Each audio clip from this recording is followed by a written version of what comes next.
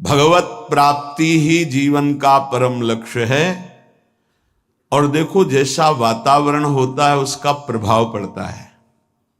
सिद्ध पुरुषों की बात अलग है, साधकों को भागवतिक वातावरण यदि मिले तो बहुत जल्दी भक्ति का प्रादुर्भाव होकर के उसका बढ़ना हो जाए। जैसे आप यहां सुन रहे हैं तो भागवतिक आकर्षण हो रहा है, अभी आप बाहर निकले तो सांसारिक आकर्षण धूल डाल देगा। ये जो चिंतन बन रहा है, लक्ष्य बन रहा है, बैठे बैठे देखो लक्ष्य बन रहा है, दोषों के त्याग का और भगवत प्राप्ति का कहीं न कहीं बीज पड़ रहा है। बाहर जाते ही ऐसे केमिकल छिड़क दिए जाएंगे कि वो अंकुरित ही नहीं हो पाएगा। माया का बड़ा प्रभाव है। तो कैसे हम बाहर बचे? हृदय में आश्रय और मुख में नाम जप है, पक्का कोई भी प्रभाव नहीं कर पाएगा। नाम जप चल रहा, हृदय में आश्रय है। राधा मधुपति पदाम्बुज भक्ति रसपूर दूर मुक्तस्य अजितेन्द्रियस्य कृपया मम वृंदारण्यमाश्रयो भवतु। ना तो किसी प्रेमी का संग हुआ और ना इंद्रियों पर विजय प्राप्त की, तो क्या भजन बनेगा? बोले हम तुम्हें उपाय बता रहे हैं, यदि तुम वृंदावन आ गए तो दोनों बातें हो जाएंगी। अजितेंद्रिय होते हुए भी तुम्हें भगवत प्राप्ति हो जाएगी। और भगवत प्रेमियों का संग तो यहां गली गली में है, वो करा देंगे, प्रभु करा देंगे। राधा मधुपति पदाम्बुज भक्ति पक्का जागृत हो जाती है। वृंदावन का आश्रय मिला जहां, तो फौरन वो आपको रसिकों का संग करा देगा। रसिकों का संग हुआ तो इंद्रियों पर शासन प्रारंभ हो जाता है। जबरदस्ती इंद्रियों को भोगों से हटाकर प्रिया प्रीतम में लगाया जाता है। ये रसिकों के संग का फल होता है। बोले कृपया मेरी बात मान लो कि आप अजितेंद्रिय हैं, पक्का। कौन इंद्रियों पर विजय प्राप्त करा? कोई बिरला ही। और आप प्रेमी जनों के संग का सेवन नहीं कर रहे, लगभग ऐसा ही होता है। संग का तात्पर्य होता है उनकी आज्ञा में रहना। आज्ञा पे हैं तो दूर हैं आप, हृदय की बात नहीं जानते। आपको लगता है कि समीप वाले बहुत प्यारे हो सकते हैं, आप भ्रम मत कीजिए। मिलना, समीप बैठना या समीप रहना, यही प्रेम का लक्षण नहीं होता। भगवान ने ब्राह्मण पत्नियों को मथुरा को बताया था, मेरी आज्ञा का पालन करना, मेरा नाम कीर्तन करना, मेरा गुण कीर्तन करना, मेरा ध्यान, ये मेरे सानिध्य से भी जल्दी अधिक प्रेम प्रकट कर देगा, ये भगवान ने कहा। ऐसे ही रसिक महापुरुषों की आज्ञा में रहना, उनके बनकर रहना, हृदय से उनको अपना मानना, तो हृदय खिंचता रहता है। वो बताने का विषय नहीं होता, हृदय खिंचता रहता है उसकी तरफ। और वो जब हृदय खिंचता है तो जो हृदय में चलता है वो वहीं चलने लगता है। खास बात को पकड़ना, हम लोग बाहरी बात को पकड़ते कि हमारी तरफ तो देखा भी नहीं, हमसे तो बात भी नहीं करते, हमको तो कोई सेवा भी नहीं मिली, हम समीप भी नहीं बैठ पाते, तो पता नहीं उनकी हम याद में है कि नहीं। ऐसा नहीं। बाहरी व्यवहार में आप पास बैठे हुए देख सकते, हो सकता है 24 घंटे में उनकी एक बार याद ना आती हो, और आप दूर रहकर उनकी आज्ञा का पालन करते, हो सकता है 24 घंटे आप उनकी स्मृति में आते हो। कैसे तुम्हें पता चलेगा?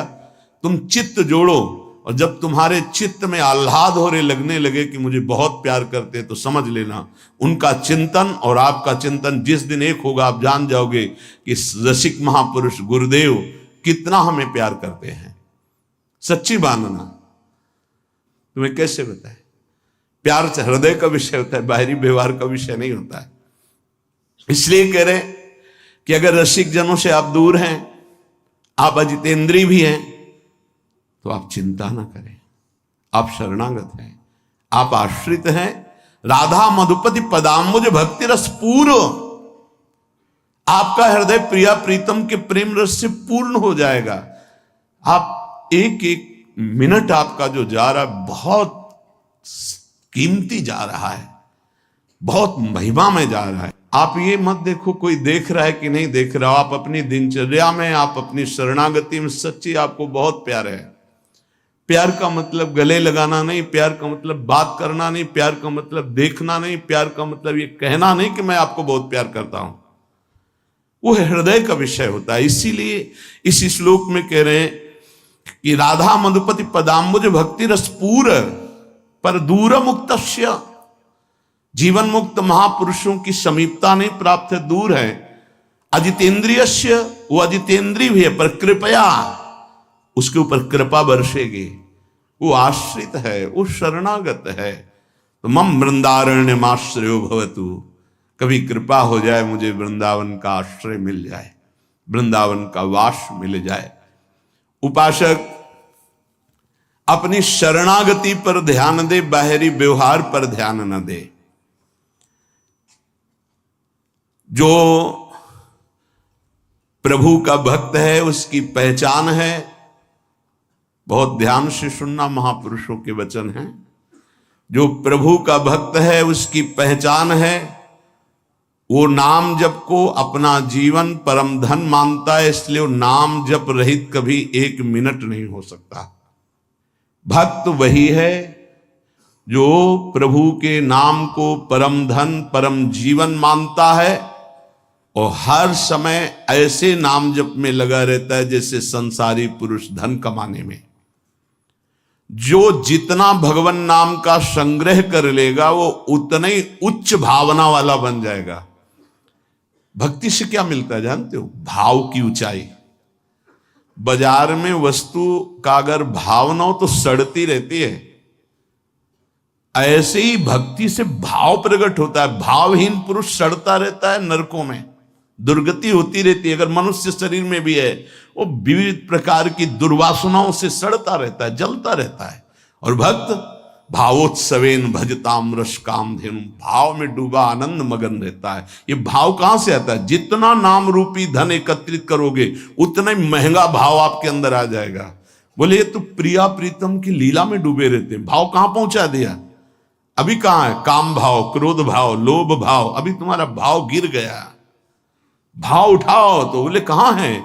बोले प्रिया प्रीतम के भाव में। बोले ये कहां है? बोले काम भाव में, क्रोध भाव में, लोभ भाव में। भाव ही सब कुछ है। भगवान को पुकार करके साक्षात सामने प्रकट करने की सामर्थ्य भाव में ही है। भाव पूरित टेर ही करती मुझे लाचार है, भाव बिन सुनी पुकारे मैं कभी सुनता नहीं।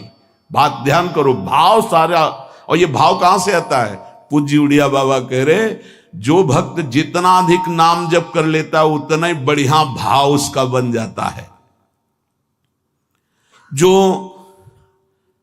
नाम कीर्तन पर विश्वास करता है कि नाम कीर्तन कर रहा हूं तो मेरे प्रभु यहीं बैठे सुन रहे हैं, भक्त का सदैव ऐसा भाव रहता है। मैं पद गायन कर रहा हूं, मेरी प्रियालाल मुस्कुरा रहे हैं, वो सुन रहे हैं। बाणी सी ध्रुवदास जी की सुन जोरी मुस्कात।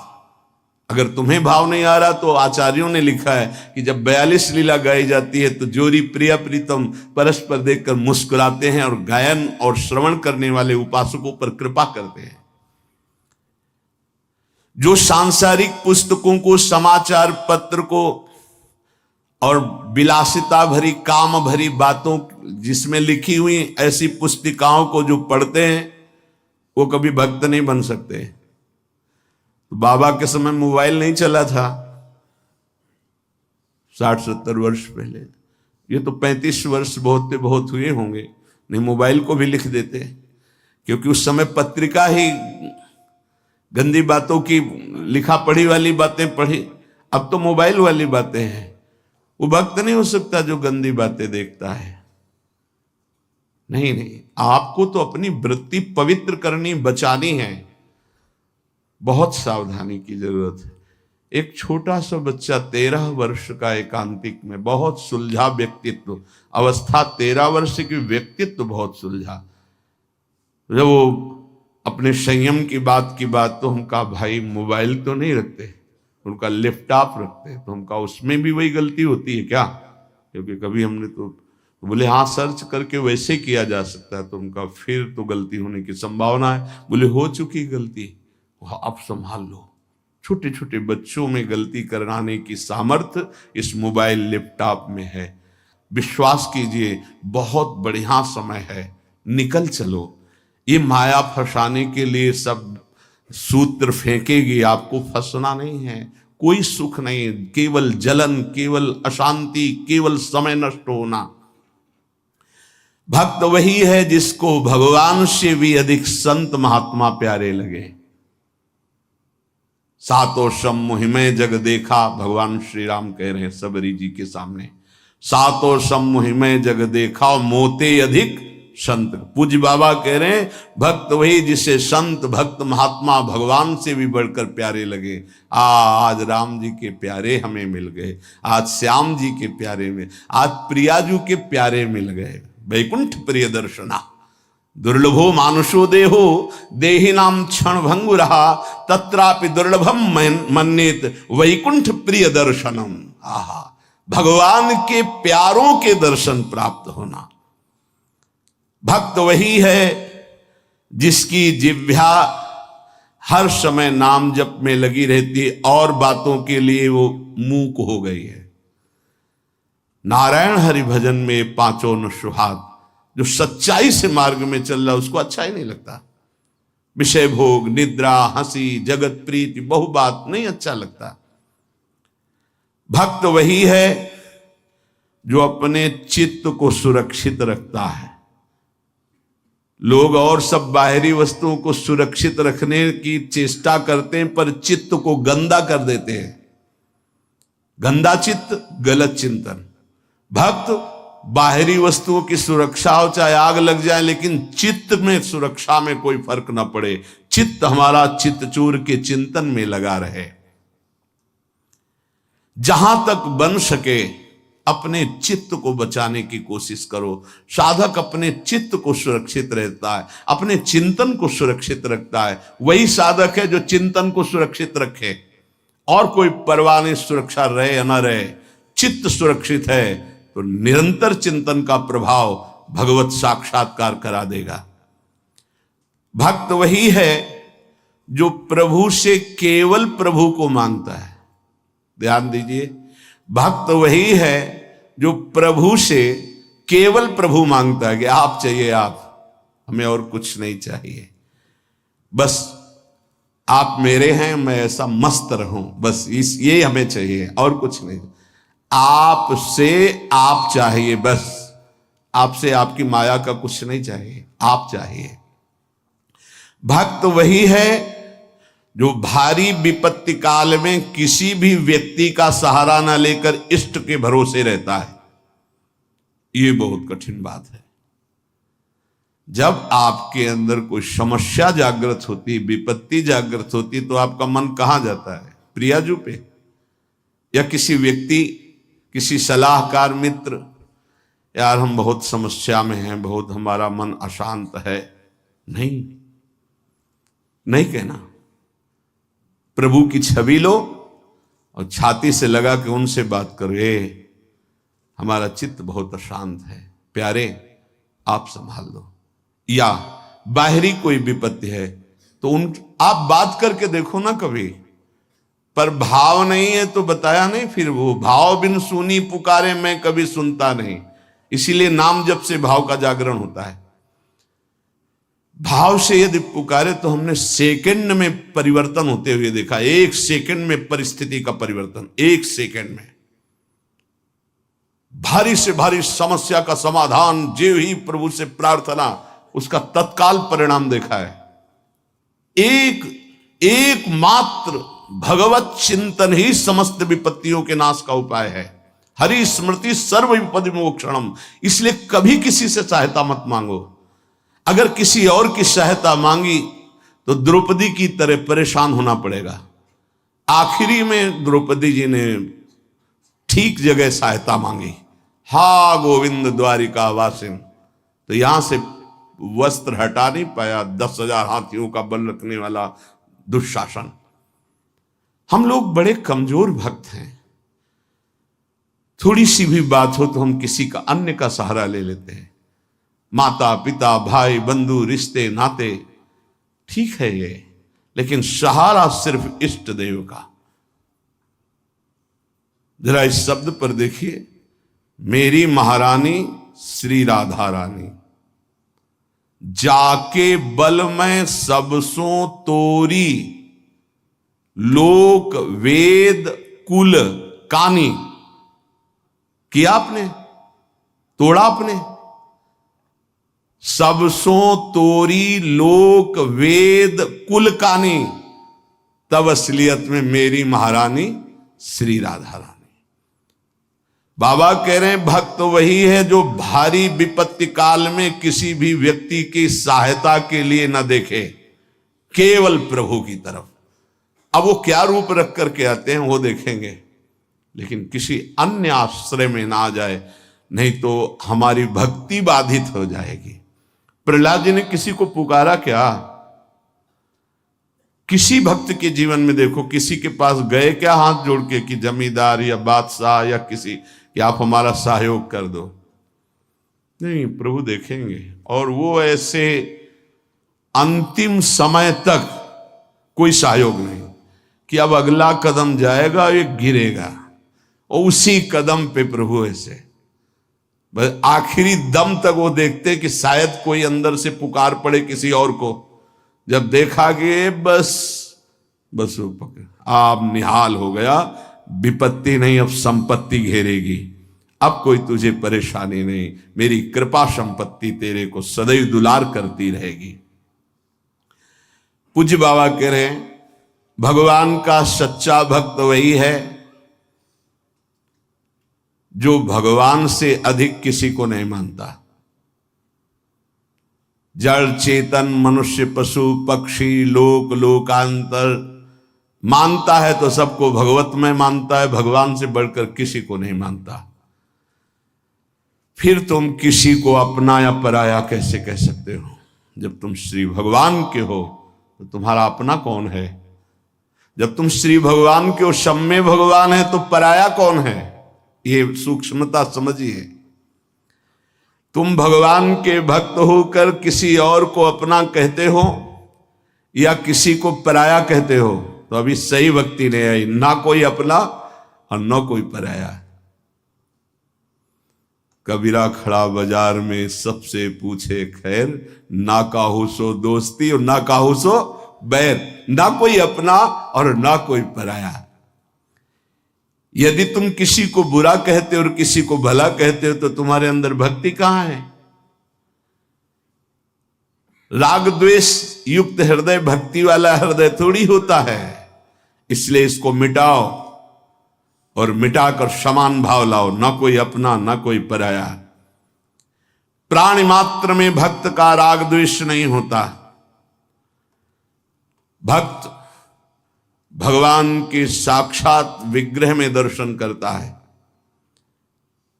यदि धातु या पाषाण की भावना है तो अभी वो भक्त नहीं हुआ है। साक्षात मेरे प्रभु हैं। सर्वव्यापी ईश्वर तो ज्ञानी जन भी कहते हैं।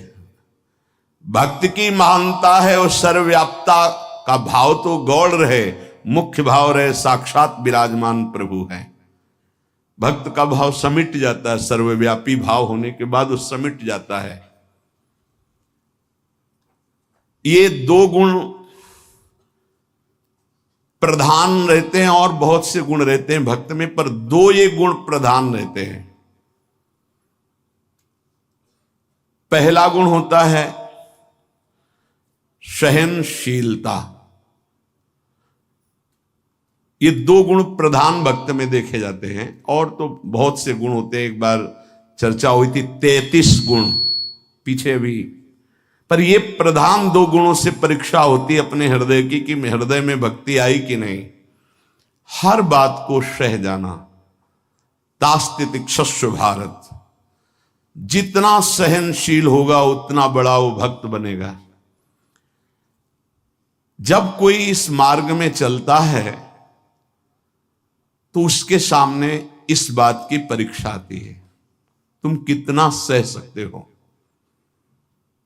जब आपको बुरा लगना ही बंद हो जाएगा तो आपको भगवान परमानंद प्रदान करेंगे। जब तक बुरा लगता है तब तक साधन करो, और उस बुराई को सह जाओ। जो आपसे कोई गाली दे रहा है, अपमान कर रहा है, निंदा कर रहा है, या काम क्रोध लोभ कुछ भी, सह जाओ, चुप रहो, शांत रहो, सह जाओ।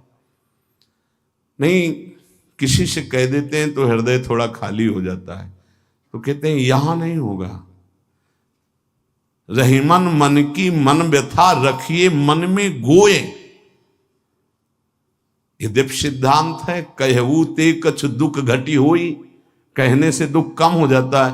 पर काहि कहो यह जान न कोई, पर किससे कहूं, इस बात को कौन जानेगा। तो रहीमन मन की मन व्यथा रखिए मन में गोए, सुनी छलई हैं लोग सब बांट न ले है कोई। विनोद होने लगे, तुम्हारा मजाक बना देंगे लोग। सहनशील, बहुत गंभीर। वैसे भी साधुता की जब बातें आती है तो सहनशील, आशय, उदार, धीरज सहित विवेकी, जहां देखो तहां तितिक्षवः पहला शब्द है साधु के लक्षण का। यहां कह रहे हैं दो बातें भक्त की पहली पहचान। पहला, सहनशील कितना है। लोग उसे बुरा कहेंगे, उसकी हंसी उड़ाएंगे, उस पे कटाक्ष मारेंगे, उसका अपमान करेंगे, उसको छोड़ देने की धमकी देंगे, उसको लड़ने के लिए उत्साहित करेंगे, उसकी पराजय भी हो सकती है, पर वो शांत गंभीर, अपनी अंदर की वृत्ति को कभी विचलित ना होने दे, सह जाए। बहुत ध्यान देने की बात है।